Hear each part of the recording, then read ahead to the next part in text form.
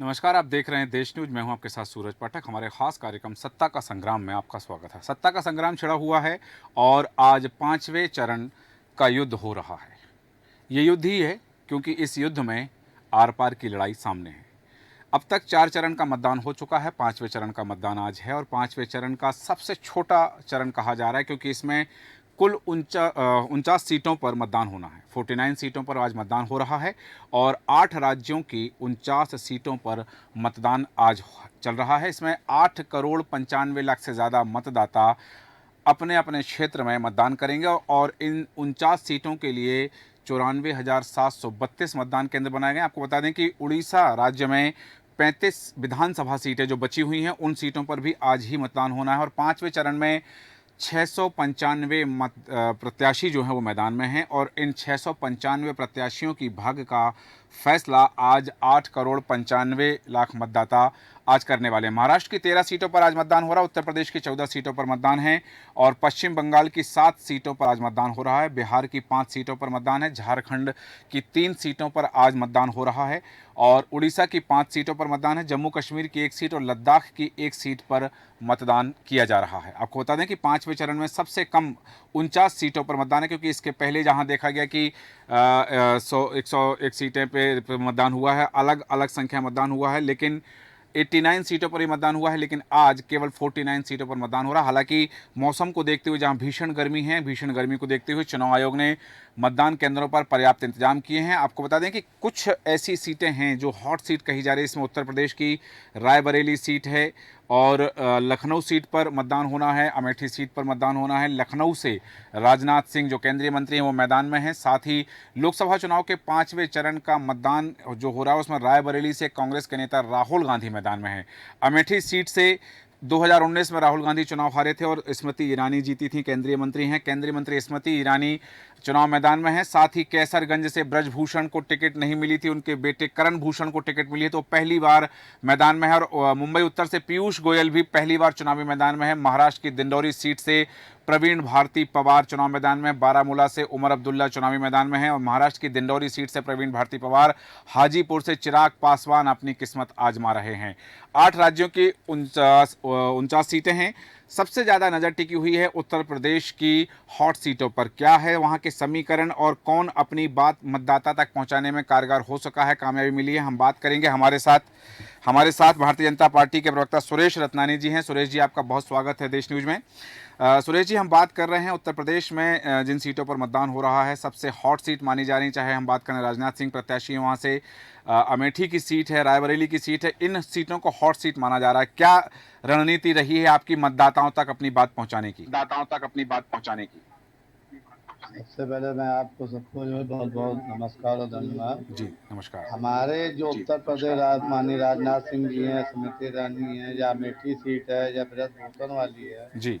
ये सारी सीटें भारतीय जनता पार्टी बहुत अच्छे मतों से जीती हम्म, और हमारे यहाँ जमीनी स्तर से कार्यकर्ता जो है चलता है। बूथ अध्यक्ष, बूथ प्रभारी होता है, पन्ना प्रमुख के बाद सेक्टर हम्म, अध्यक्ष होता है, विमंडल अध्यक्ष होता है और पार्टी की मेन पार्टी से बिहार विधानसभा में प्रभारी बनाया जाता है, सेक्टर प्रभारी अलग बनाए चुनाव संचालन से समिति से।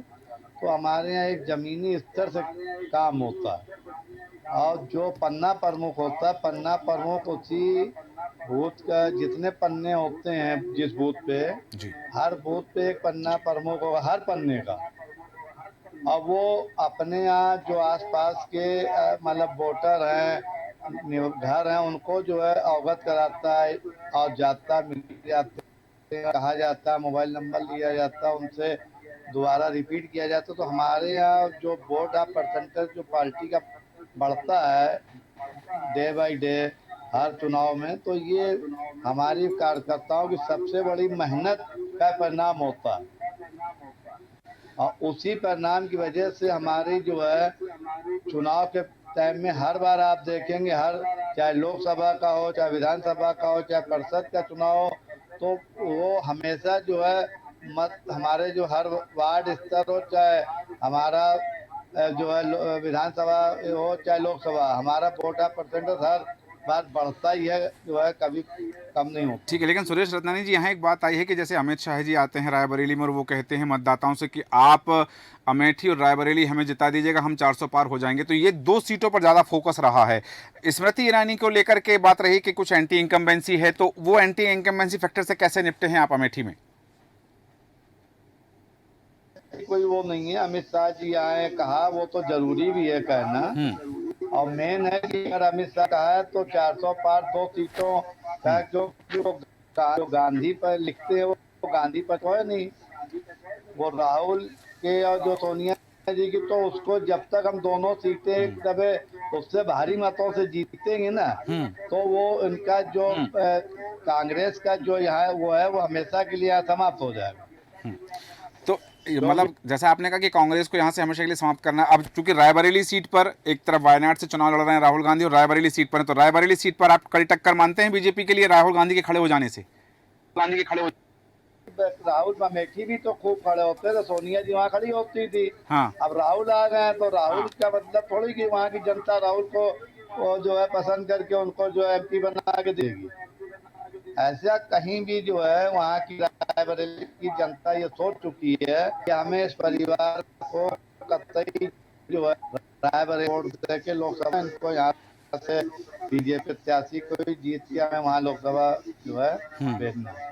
तो आज जिन 49 सीटों पर वोटिंग हो रही है सुरेश रतनानी जी, पिछले 2019 में इसमें से 60% सीट भारतीय जनता पार्टी पर बढ़त बनाए हुए थे और भारतीय जनता पार्टी ने अपने हिस्से में की थी। आपको लगता है कि इन 49 सीटों में से, क्योंकि अभी जो फैक्टर बदला है, प्रधानमंत्री नरेंद्र मोदी की जो भाषण शैली है उस शैली को लेकर के जो चर्चाएं हो रही हैं, अमित शाह की शैली को लेकर के बात हो रही हैं और कांग्रेस की रणनीति को लेकर के बात हो रही है, तो आपको लगता है कि वो जो परसेंटेज था 60% सीटें इन 49 सीटों में से आपके पास आई थी 2019 में, इस बार वो घटेंगी या बढ़ेंगी, और बढ़ेंगी तो क्यों बढ़ेंगी? और हमारी जो है पहले से जगहों पे 49 में से हम 40 के जो है लगभग आएंगे। 40 मतलब 40 सीटें आप जीतेंगे। ठीक है, हमारे साथ हमारे लखनऊ ब्यूरो ज्ञानेश वर्मा जी बने हुए हमारे साथ में। ज्ञानेश जी, आपसे जानना चाहेंगे कि आज देश के 8 राज्यों के 49 जो 49 सीटें हैं, 49 सीटों पर मतदान हो रहा है। उत्तर प्रदेश की कुछ सीटों पर ज़्यादा फोकस है, सभी का ध्यान है। उत्तर प्रदेश की जिन सीटों पर चुनाव हो रहा है उन सीटों के लिए आपका विश्लेषण क्या कहता है, और उन सीटों पर मतदान बढ़ाने के लिए जो चुनाव आयोग ने प्रयास किए हैं, साथ ही पार्टियों ने प्रयास किए, आपको लगता है कि वो प्रयास कितने कारगर होंगे?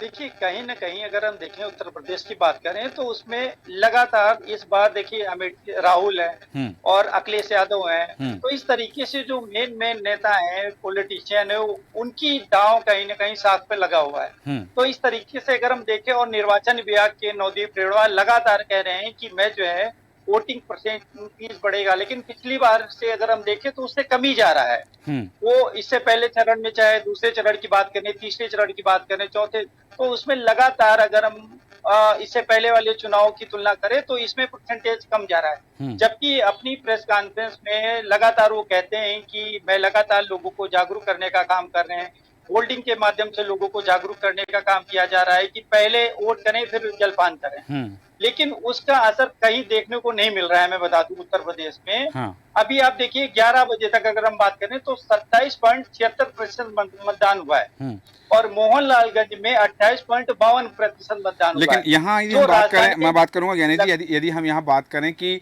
क्या मौसम भी इसके लिए एक वजह है कि मतदान का प्रतिशत कम हो रहा है, क्योंकि भीषण और प्रचंड गर्मी जो पड़ रही है उसके कारण से? देखिए, कहीं न कहीं मौसम, जो मीडियम क्लास का लोग हैं, जो मल्टीनेशनल कंपनियों में लोग काम करते हैं, वो वोट डालने नहीं निकलते हैं। जो ग्रामीण क्षेत्र की जनता है, जो गरीब तबके की जनता है, जिसको राशन गेहूं से मतलब है, वो वोट डालने जाती है, और जिसको ये पता है कि आज एक दिन छुट्टी का मिला है वो नहीं जाता है। उसको कहीं न कहीं टालता है कि इतनी दूर कौन जाएगा वोट डालने। जब हम लोगों से हमने बात भी की तो उन्होंने कहा देखिए, इससे मेरा कोई ज्यादा वास्ता नहीं है भाई, सारे लोग वैसे ही हैं, चाहे बीजेपी को जिताइए तब, चाहे सपा को जिताइए सब, हमारा कोई योगदान जो है, हमने कहा एक वोट डालने से कुछ तो फर्क पड़ेगा ना। यदि हम पार्टी की बात करें, यदि हम यहाँ पार्टी की बात करें उत्तर प्रदेश की 14 सीटों पर, तो इन सीटों पर एक तरफ जहाँ सपा का अपना रुझान रहा है, सपा के प्रभुत्व वाली सीटें रही, कांग्रेस के प्रभुत्व वाली सीटें रही, बीजेपी के प्रभुत्व वाली सीटें रही हैं, और इन सबके साथ में बसपा की क्या भूमिका है इन 14 सीटों पर जहाँ आज मतदान हो रहा है? देखिए बीएसपी कहीं न कहीं बीएसपी को लोग कह रहे हैं कि मायावती प्रचार के लिए निकली नहीं है। हाँ। तो उनको ये लगता है कि अगर गठबंधन है बीजेपी को हराना है तो हमें अखिलेश को या राहुल को जिताना है। हुँ, इसलिए लोग मायावती को वोट ना देकर हुँ, कांग्रेस दे रहे हैं और सपा की तरफ जा रहे हैं। हुँ, अगर ये बात होती कि फुल फ्लैश में मायावती अपने बयानबाजी की होती या फुल फ्लैश में वो मैदान में होती तो हुँ, मायावती का परसेंटेज कहीं न कहीं बढ़ने के चांसेस थे। ठीक है। लेकिन अभी मैं बता दूं फील्ड पे था, उन्होंने बताया कि देखिए मायावती तो है नहीं, मैं चाहता हूं कि बीजेपी हारे और कहीं न कहीं जो है वो कांग्रेस जीते या हाँ, सपा जीते। तो हाँ, इसको लेकर भी अपनी बयानबाजी लोग कर रहे हैं। वहीं की जनता की बात करें तो जनता जो वोट कर वो उसके लिए धूप कोई हाँ, मायने नहीं रखती है और लोग जो गरीब तबके लोग हैं वो लाइन में लगे हुए हैं और हाँ, वोटिंग कर रहे हैं। लेकिन ठीक है। जो बड़े लोग हैं वो नहीं निकल रहे हैं। वापस यही आता हूँ बता आपके दूं पास कि में, वापस बीजेपी आऊँगा ज्ञानेश जी, लेकिन सुरेश जी आपसे जानना चाहूँगा कि एक तरफ जहाँ रायबरेली में जब मतदान होती है और सपा के सुप्रीमो अखिलेश यादव उसमें होते हैं, राहुल गांधी उसमें होते हैं, तो वो कहते हैं कि आप रायबरेली से प्रधानमंत्री को चुन रहे हैं। इस बात को लेकर कहा कि प्रधानमंत्री नरेंद्र मोदी ने टिप्पणी भी की है, लेकिन यदि ये बात जनता तक जा रही कि रायबरेली से जो प्रत्याशी हैं कांग्रेस को प्रधानमंत्री का चुनाव वहां से किया जा रहा है, इसको लेकर क्या अपनी टिप्पणी क्या है सुरेश जी? प्रधानमंत्री जब उनकी 150 सीटें नहीं गठबंधन की आएंगी कहीं भी, तो प्रधानमंत्री कहाँ से बनेंगे? अच्छा, ये आपको पता है कि उनकी 150 अगर सीटें नहीं राहुल आएंगी? गांधी पता है कि उनकी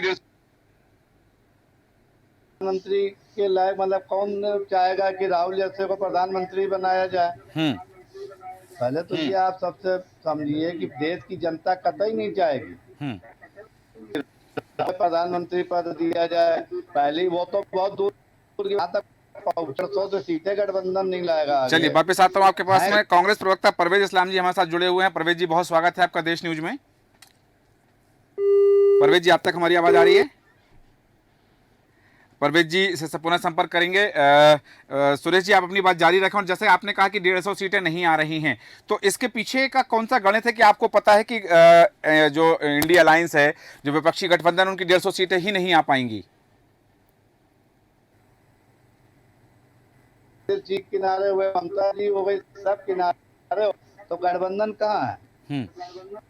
और फिर गठबंधन, कहीं गठबंधन वाला, कहीं आप बताइए इंडिया लेवल पे किसी जगह आप मजबूत गठबंधन दिखा? गठबंधन बनने से पहले ही गठबंधन में दरार पड़ के अलग अलग बिखर गया, तो अब गठबंधन कहाँ रह गया जो इनकी इतनी सीटें आएंगी? ये सोचे तो कि हम लोग कैसे जनता चाहते हैं, जनता केवल एक देश हित में जो काम करे, जो देश हित में माननीय प्रधानमंत्री नरेंद्र मोदी जी कर रहे हैं, भारतीय जनता पार्टी कर रही है, मजबूती के साथ कर रही है।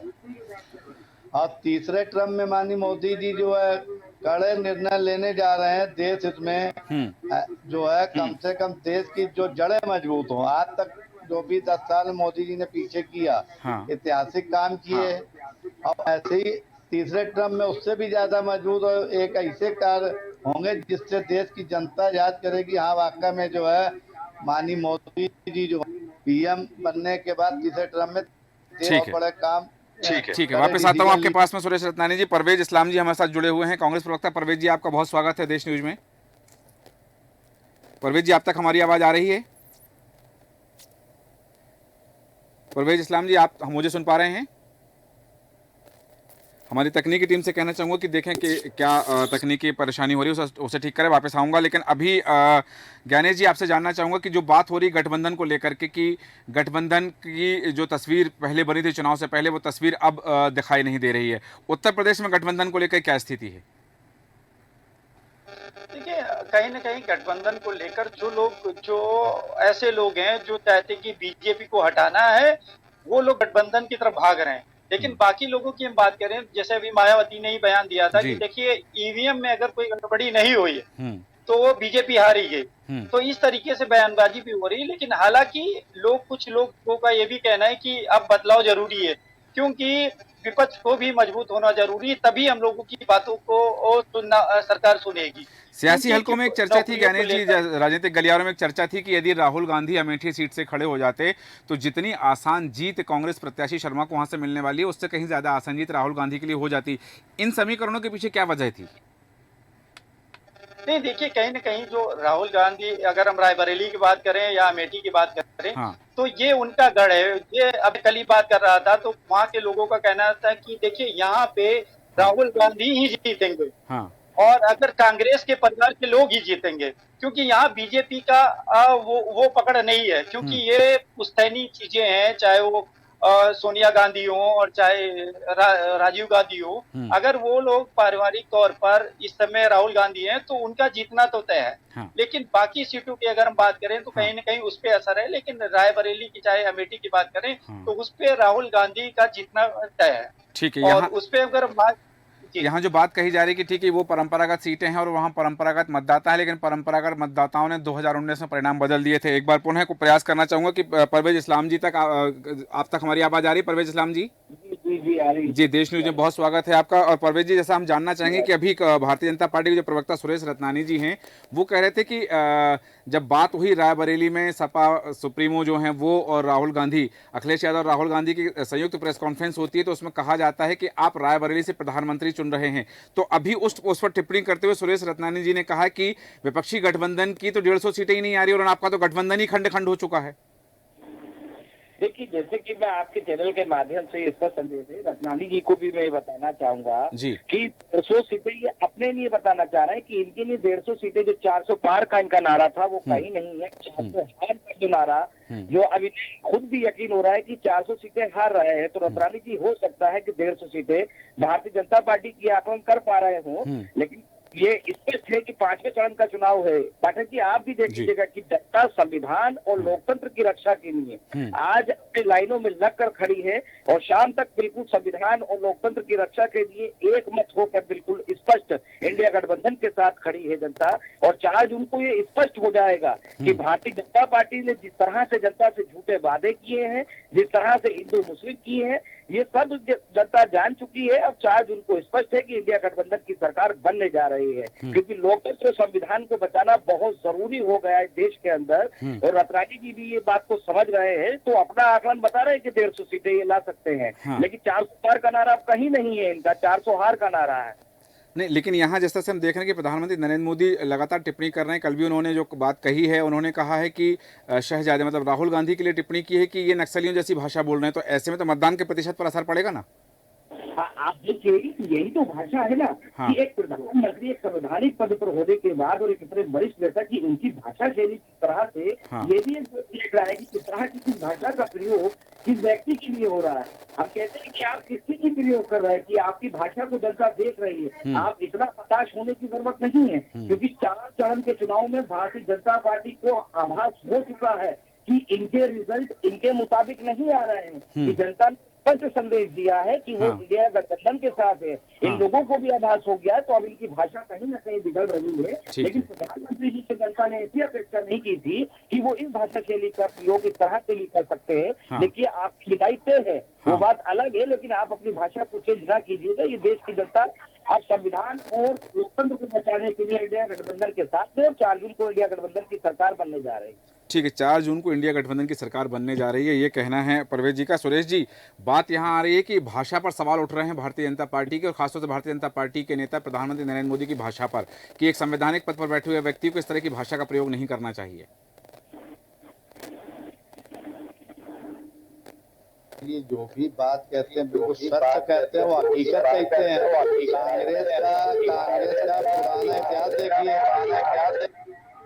कांग्रेस का इतिहास देखिए, किनके टाइम में जम्मू कश्मीर के क्या हालात थे, नक्सलवादियों का क्या था, और आसाम के क्या हालात थे। आप पूरे जहाँ जहाँ उग्रवाद था, आप बताइए कि इनकी सरकार के टाइम में क्या क्या स्थितियाँ थी। और हुर्रियत के नेताओं को सुविधाएं देते थे, वीआईपी मतलब अरेंजमेंट देते। तो अभी तो 10 साल से आपकी सरकार है ना, 10 साल से आपकी सरकार है ना। नहीं, अब कहाँ आप बताइए, वहाँ पे सब खत्म है। आसाम की समस्या खत्म हो गई, जम्मू कश्मीर खत्म हो गई, नक्सलवाद 90-95% समाप्त हो गया। आप कहाँ बताइए। तो 2024 के चुनाव में आप 2004 की बात क्यों कर रहे हैं? 2014 के बाद की बात करें ना, कि 2014 के बाद क्या क्या हुआ है। कोई होगी तभी माननीय प्रधानमंत्री जी ने कहा होगा, इसे थोड़ी कहेंगे वो। तो कहीं ना कहीं हकीकत होती वो कही जाती है, बगैर हकीकत के नहीं कही जाती। ठीक है परवेज जी, प्रधानमंत्री सुरेश रत्नानी जी खामियां गिना रहे हैं कि 2014 से पहले ये चीजें हुआ करती थी। अब इनकी खामियां मैं बता रहा हूँ कि इनकी खामियां ये खुद ही बदला इनकी खामियां जनता पकड़ चुकी है कि 15 लाख रुपए का जो इस तरह से इन्होंने जनता से वादा किया था, और इनके वरिष्ठ नेता अमित शाह जी एक मीडिया के न्यूज चैनल पे बैठ के कहते हैं कि वो जुमला था। ये एक देश की शर्म वाली बात है कि इतने वरिष्ठ नेता की जनता से जुमलों के आधार पे ये लोग चुनाव जीतना चाहते हैं और कहते हैं कि पिछला कुछ नहीं हुआ। तो हम तो बताने से भी नहीं डरते, अगर बता देंगे 2014 से पहले क्या हुआ था, कहीं ये लोग उसको भी ना बेच दे। अपने मित्रों जो इनका अडानी और अंबानी जी जो है, राहुल जी ने भी स्पष्ट कहा, तो हम तो बताने से भी डर रहे हैं लोगों को कि हमने क्या क्या किया है 60 साल के अंदर। अगर हम इन लोगों को बता देंगे कहीं ये उसको भी ना बेच दे, क्योंकि ये देश समझ चुका है कि इन्होंने क्या क्या बेचा है।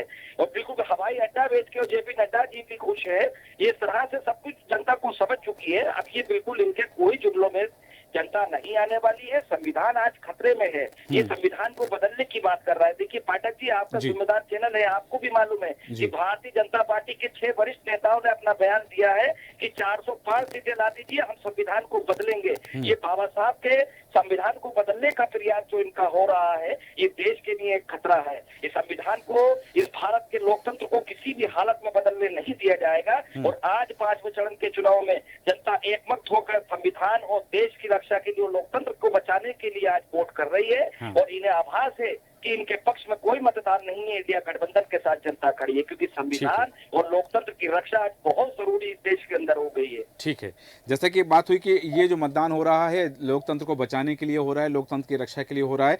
और जैसा मैं बताना चाहूँगा कि 8 राज्यों की 49 सीटों पर आज मतदान हो रहा है। और उस मतदान को लेकर के सबके अपने अपने दावे हैं कि कौन किसके, मतदाता किसके पक्ष में, सभी अपने अपने पक्ष के दावे कर रहे हैं। देखना होगा मतदाता किसके पक्ष में अपना फैसला सुनाता है। हालांकि 695 प्रत्याशियों की किस्मत का फैसला आज शाम 6 बजे ईवीएम में कैद होगा। हालांकि बिंदु और हैं जिन पर हम चर्चा कर सकते हैं, पर समय हमें अनुमति नहीं देता, इसलिए चर्चा को विराम देंगे। सुरेश रत्नानी जी, परवेज इस्लाम जी, ज्ञानेश वर्मा जी, आप सभी का धन्यवाद चर्चा में शामिल होने के लिए। बात हो रही है कि आज लोकसभा चुनाव के 7 चरणों में से 5वें चरण का मतदान हो रहा है और 8 राज्यों की 49 सीटों पर मतदान किया जा रहा है। 8 करोड़ 95 लाख से ज़्यादा मतदाता आज अपने प्रत्याशियों की भाग्य का फैसला जो ईवीएम में कैद कर देंगे। आपको बताना चाहेंगे कि इन 49 सीटों के साथ साथ उड़ीसा की 35 विधानसभा सीटों पर भी आज मतदान किया जा रहा है और 695 मतदाता मैदान में है। महाराष्ट्र की 13 सीटों पर, उत्तर प्रदेश की 14 सीटों पर, पश्चिम बंगाल की 7 सीटों पर, बिहार की 5 सीटों पर, झारखंड की 3 सीटों पर, उड़ीसा की 5 सीटों पर, जम्मू कश्मीर की 1 और लद्दाख की 1 सीट पर मतदान हो रहा है। और कई नामचीन दिग्गजों की किस्मत का फैसला आज होने वाला है और उनकी साख दांव पर लगी है। देखना है जनता किसे स्वीकार करती है, किसे अपना आशीर्वाद देती है और किसे सिरे से नकार देगी। हमारे आज के खास कार्यक्रम सत्ता का संग्राम में इतना ही। बने रहें देश न्यूज़ के साथ। नमस्कार।